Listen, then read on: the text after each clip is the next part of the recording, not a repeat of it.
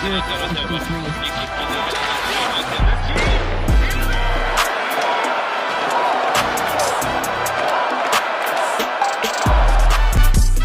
there, and welcome to this bonus episode of the Gazette's Hockey Inside Out show. I'm Stu Cowan of the Gazette, and I'm joined by my regular partners here, former Canadiens teammates and 1986 Stanley Cup champs, Rick Green and Chris Nilan. Rick, when they started this rebuilding plan with Gorton and Hughes, the plan was to get a whole bunch of guys around the same age group, let them grow up together, both on and off the ice. We're sort of seeing that now. We got the wives of 5 Canadiens players are all pregnant at the same time. Alexandre Carrier, Nick Suzuki, Brendan Gallagher, Samuel Montembeault, Noah Dobson. Just how important is that, do you think, in a rebuilding to have guys that are all sort of in the same stage of life and sort of growing up together on and off the ice? Well, it just shows you that, they're all in that basic category of, starting families, if you will, and, similarities in lifestyle. And, that's just part of the process. Their guys are starting families at that category. And I look back at my years, and I was one of the single guys, and the married guys after practice would always say, where are we going for lunch?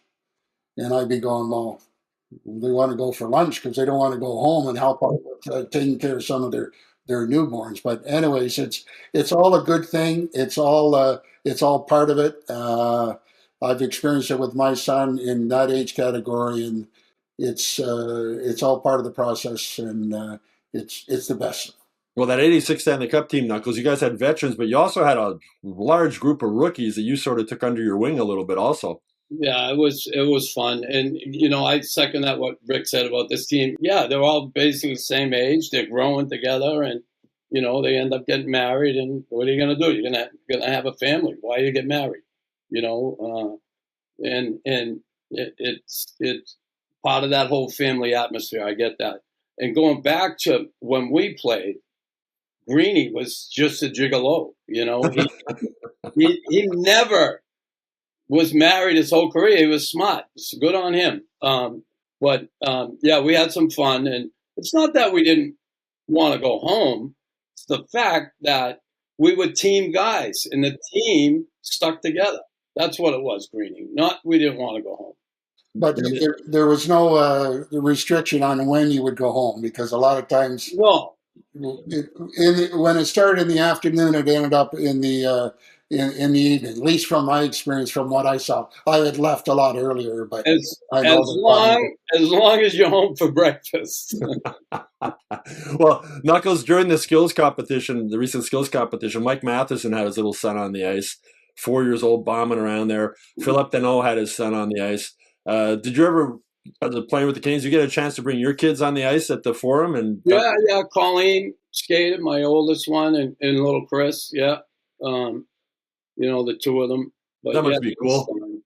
Yeah, they were just out there bombing around, and they didn't know where the hell they were or what it was all about. But it's pretty cool. We got some pictures from back then. Today they film everything. Everybody got a camera, right? Yeah. It was fun watching pictures, which was cool. So we have some pics of that. Yeah, it was fun watching Cole Caulfield on the ice with Matheson's little guys, like 2 kids, yeah, right? You might mistake him for one of the kids. So, Rick, you didn't have kids when you were playing, but I've seen you bring your son and your daughter to games at the Bell Center now. That's got to be a cool experience for you also. Yeah, it was fun. When I was behind the bench, they would be part of all the activities that the players were part of, and those are special souvenirs, and they remember it, and I remember it, and I'm really happy to see that they're extending those type of invitations to all of the kids now. And you see it in all sports. They're bringing their kids around. They're allowing them the opportunity to share the experiences of, success or no success, but just being a part of it, and very, very important. And those bonds never end, right? Not going to look at you and Rick years later, still good buddies. You see the alumni lounge at the Bell Center and guys hanging around. It's like you guys are still teammates. I love Greeny. We've always had a great relationship. Had a lot of fun together. He lags behind when we go cross country skiing sometimes, but he's a defenseman. Yeah. Well, I think you're bringing that up just because I had to pay for the tab when it came to bringing you home. And it got Who to be you kidding? it Who got to you be kidding? expensive. You drove all the time. Well, the other thing that's changed with this group now is that, when they built that practice facility in Brossard, a whole bunch of the guys were living on the South Shore. Carey Price and all these guys were living on the South Shore. David Savard was the last one. Actually, I think Philip Deneau now is back on the South Shore. He's the only guy. The guys are all living downtown now, sort of in the same type of area. I imagine it was like that when you guys were playing too, a little bit, Knuckles. Well, yeah, it was. And there's a lot of young guys like that. And again, they weren't married at the time. Plus, they can afford Westmount now.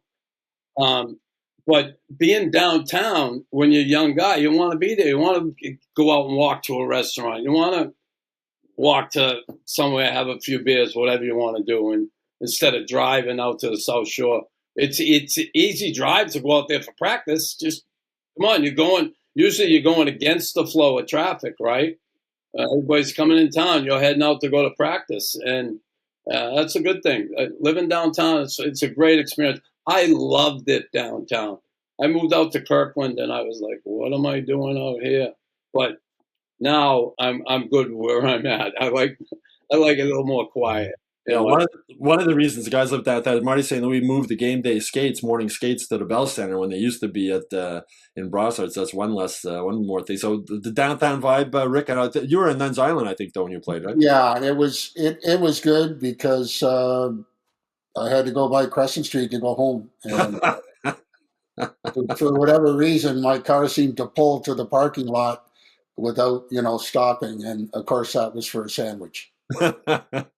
Anyway, you guys, that was a fun team in '86 to watch, and this team now is a fun team to watch also, and they seem to have really created a brotherhood, and it seems to be working for them. So we'll see what happens moving forward with the rest of the season.